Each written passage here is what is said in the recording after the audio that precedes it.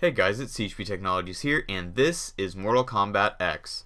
Right now this game is only available on iOS, which does kind of suck because I wanted to play it on my OnePlus One as well, but it's not on the Google Play Store yet, which again kind of sucks. But these are my first impressions, so let's go ahead and get started. Now, a little disclaimer, I don't know all that much about Mortal Kombat, so forgive me if I don't know some of the icons and or correct turns for things throughout the game.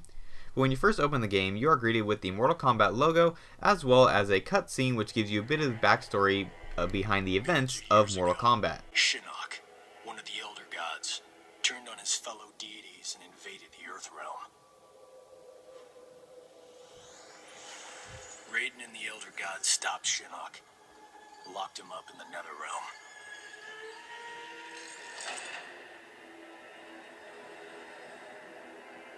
Others followed in Shinnok's footsteps, like Outworld's Emperor Shao Kahn, who was obsessed with conquering Earthrealm. So Raiden convinced the Elder Gods to enact the Mortal Kombat tournament as a way to even the odds, give Earthrealm a chance. For generations, Shao Kahn followed the Elder Gods' rules. The war moved to the arena, where he sent his toughest fighters to challenge Raiden's greatest defenders in Mortal Kombat. 2 years ago, we beat him. But Shao Kahn wasn't ready to lose. He violated the rules of Mortal Kombat and invaded Earthrealm. Most of Earth's defenders, our friends, were killed, turned into evil undead warriors.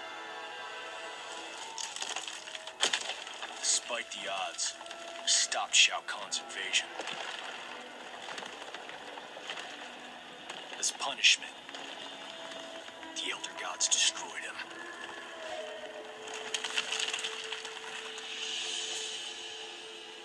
We thought the long nightmare was over, but it turns out that Shinnok had been manipulating events. Shao Kahn's invasion, his death. All part of Shinnok's plan to escape the Netherrealm and resume his war on the Elder Gods.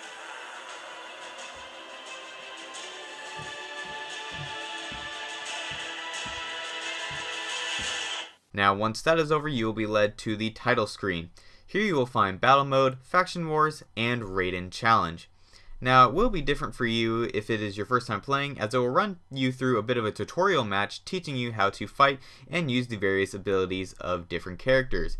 I think you go through about 2 or 3 of these matches before you play on your own without any assistance, and you will be led to the battle screen where you see a map of multiple towers.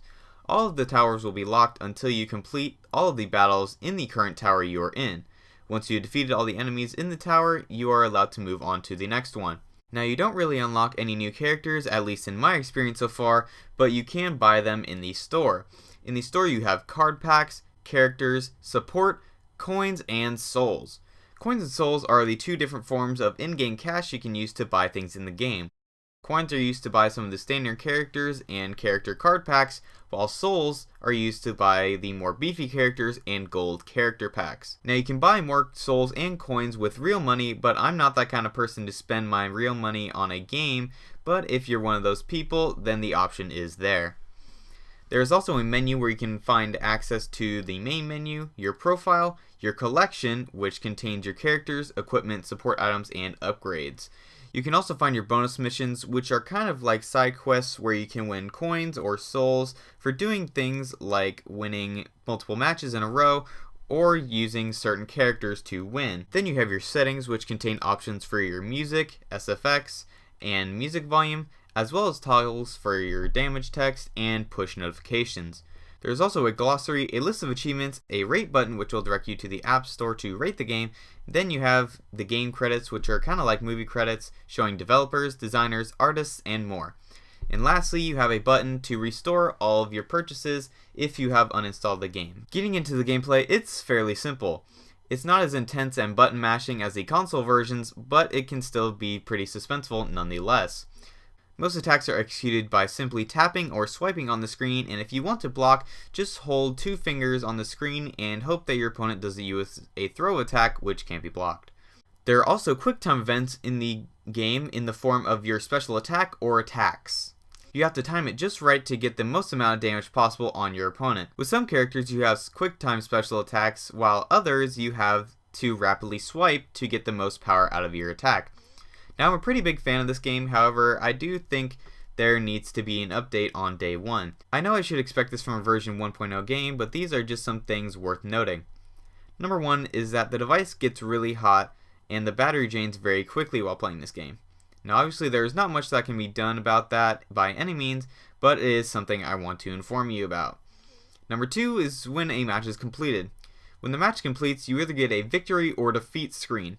Then there is a little next button down in the bottom right hand corner, which when tapped is supposed to go to a loading screen. And it does for only about half a second, then returns to the victory/defeat screen and is frozen until the game finishes loading and taking you back to the battle select screen. Number three, which I just noticed while writing the script for this review, is that the sounds and voice clips sometimes stutter, sound distorted, or even repeat themselves, which to me isn't too big of an issue, but it's definitely something that I think they should have definitely fixed before they released the game.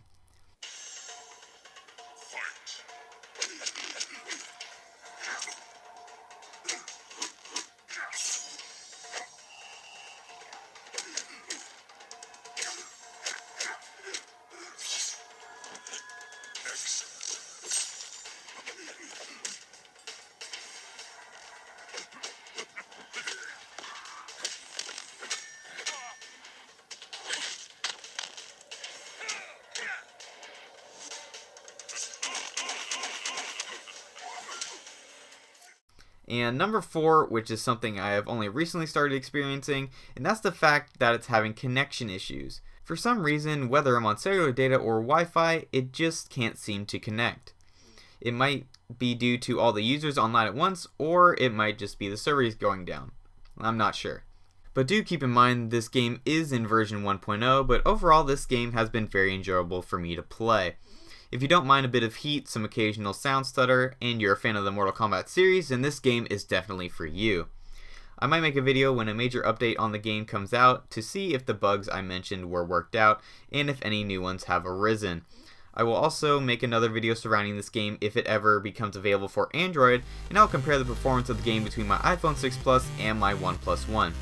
Anyway guys, I hope you all did enjoy this video. If you did, leave a like as it does help out the channel a lot, and subscribe for future updates on Mortal Kombat X and other things in the future.